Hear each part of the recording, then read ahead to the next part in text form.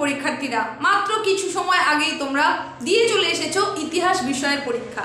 আর এই ইতিহাস বিষয়ে তোমাদের এমসিকিউ এ যে প্রশ্নগুলো ছিল সেই প্রশ্নগুলোর সলিউশন নিয়েই আজকের এই ছোট্ট উপস্থাপনা নিয়ে তোমাদের সামনে হাজির হয়ে গেলাম। তোমরা এখন মিলিয়ে দেখে নাও যে এই প্রশ্নের উত্তরগুলো যেগুলো আমি বলছি সেগুলোর সঙ্গে তোমাদের করে আসা উত্তর কতটা মিলেছে। আশা করি তোমাদের প্রত্যেকের পরীক্ষা নিশ্চয়ই ভালো হয়েছে। প্রশ্ন তো সম্পূর্ণটা দেখেই তোমাদের বলছি নিশ্চয়ই তোমাদের প্রত্যেকের পরীক্ষা ভালো হওয়ারই কথা। তো তোমাদের কার কেমন পরীক্ষা হয়েছে অবশ্যই সেটা কমেন্ট সেকশনে জানিও। আর এখন আমি এমসিকিউ প্রশ্নগুলো সলভ করে দিচ্ছি, তোমরা সেগুলো অবশ্যই মিলিয়ে দেখে নাও।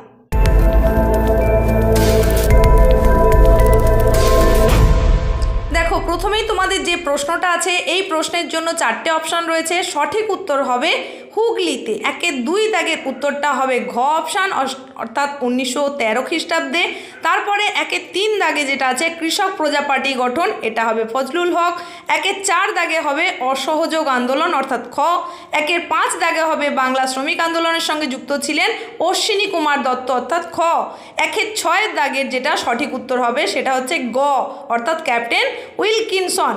তারপরে বাংলার নানা সাহেব নামে পরিচিত ছিলেন রামরতন মল্লিক, অর্থাৎ উত্তর হবে ঘ। তারপরে ঔপনিবেশিক ভারতের প্রথম রাজপ্রতিনিধি ছিলেন লর্ড ক্যানিং। পরবর্তী প্রশ্নের যে উত্তরটা 1-9 দাগে সেটা হবে কালীনাথ রায়চৌধুরী, অর্থাৎ গ। এরপরে দেখো পরের যে প্রশ্নটা 1-10 দাগে তার উত্তরটা হবে কয়েরটা গণেন্দ্রনাথ ঠাকুর। তারপরে বঙ্গলক্ষ্মী ব্রতকথা রচনা করেন অবশ্যই রামেন্দ্র সুন্দর ত্রিবেদী, এটা হবে। এর পরের প্রশ্নটা জয়শ্রী পত্রিকার সম্পাদিকা ছিলেন লীলা নাগ, এটা হচ্ছে সঠিক উত্তর। পরবর্তী প্রশ্ন সূর্য সেন শহীদ হন 1934 খ্রিস্টাব্দে, অর্থাৎ উত্তর হবে ঘ। পরের প্রশ্ন ব্রিটিশ পার্লামেন্ট ভারতীয় স্বাধীনতা আইন পাশ হয় 18 জুলাই 1947 খ্রিস্টাব্দে। পরের প্রশ্ন 1-15 দাগের যে প্রশ্নটা রয়েছে এর উত্তর হবে ঘয়েরটা ফজল আলী। পরের প্রশ্ন 1-16 দাগের যে প্রশ্ন রয়েছে এটার উত্তর যেটা হবে সেটা হচ্ছে গ দাগ, অর্থাৎ সংবাদ প্রভাকর। পরবর্তী প্রশ্ন 1-17 দাগে বঙ্গদর্শন প্রথম প্রকাশিত হয় ঘ, সঠিক উত্তর 1872 খ্রিস্টাব্দে। পরের প্রশ্ন হিন্দু মেট্রোপলিটন কলেজ প্রতিষ্ঠা করেন অপশান গ বিদ্যাসাগর। পরে 1-19 দাগের যে প্রশ্নটা রয়েছে সেটার জন্য যে সঠিক উত্তরটা হবে সেটা হচ্ছে অপশান ঘ, অর্থাৎ মতিলাল সিল। পরে 1-20 দাগের যে প্রশ্ন এই প্রশ্নের সঠিক উত্তরের জন্য তোমাকে যে অপশানটা বাছতে হবে সেটা হচ্ছে ঘ, অর্থাৎ প্রসন্ন কুমার ঠাকুর।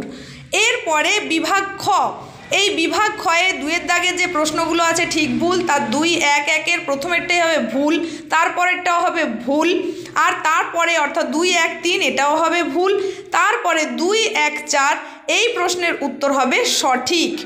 এরপরে চলে যাব আমরা 2-2-1। এখানে দেখো একটি স্থানীয় ইতিহাস গ্রন্থের নাম, সেখানে তোমরা বলতে পারো নদিয়া কাহিনী, অনেকগুলো বই হয়, নদিয়া কাহিনী হতে পারে। 2-2-এর জন্য তোমরা করবে 1853, 2-3-এর জন্য করবে 1914, 2-2-4-এর সঠিক উত্তর হচ্ছে কোল বিদ্রোহ।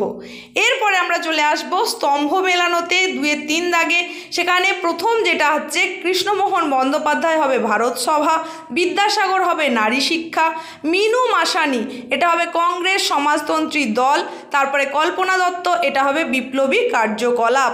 এরপরে 2-5 দাগে চলে এসো, এখানে একটা বিবৃতি দেওয়া হয়েছে তার নিরিখে 3টে ব্যাখ্যার মধ্যে ব্যাখ্যা 3টা হবে সঠিক।